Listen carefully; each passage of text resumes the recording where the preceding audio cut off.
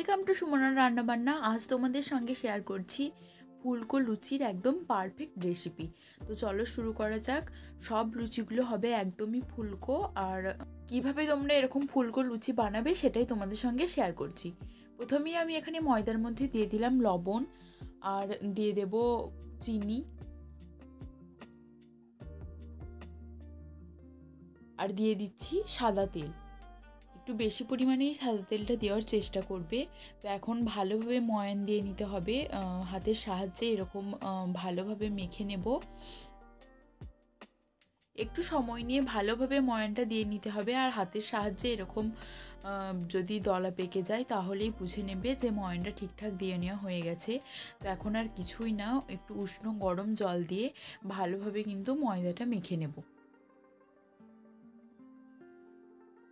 এরকম একটু গরম জল করে মাখলে লুচিটা কিন্তু অনেকক্ষণ নরমও থাকবে, শক্ত হয়ে যাবে না। তো দেখো খুব ভালোভাবে মেখে নেওয়া হয়ে গেছে। এখন এটাকে একটু সময়ের জন্য রেস্টে রেখে দেব। আর কিছুক্ষণ পরে আমি নিয়ে নিয়েছি, এটা থেকে এখন লেচি কেটে নিচ্ছি।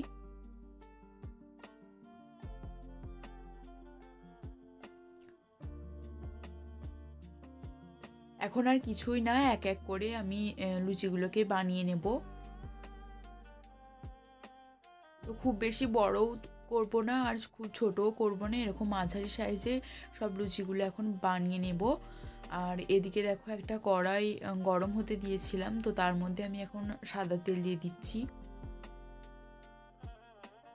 লুচি ভাজার সময় তেলটা কিন্তু একটু বেশি পরিমাণেই দিতে হবে, না হলে কিন্তু যত ভালোভাবেই তোমরা ডোটা রেডি করো লুচি কিন্তু ফুলবে না। তো দেখো আমি একটা লুচি ভাজার জন্য ছেড়ে দিয়েছি।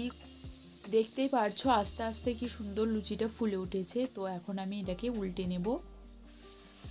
ব্যাস এভাবেই যারা একটু সাদা সাদা লুচি দেখতে পছন্দ করে তুলে নেবে, না হলে একটু কড়া করে ভেজে নিলেই কিন্তু লুচিগুলো রেডি। তো চলো আরও একটু ভেজে দেখাচ্ছি।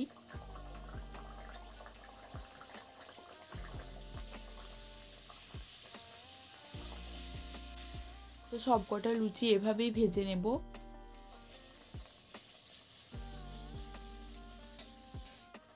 এইভাবে বানালে কিন্তু প্রায় সব কটা লুচি ফুলবে, দেখতেই পারছো। তো রেসিপিটা কেমন লাগলো অবশ্যই জানিও। আজকের মতো এই পর্যন্তই।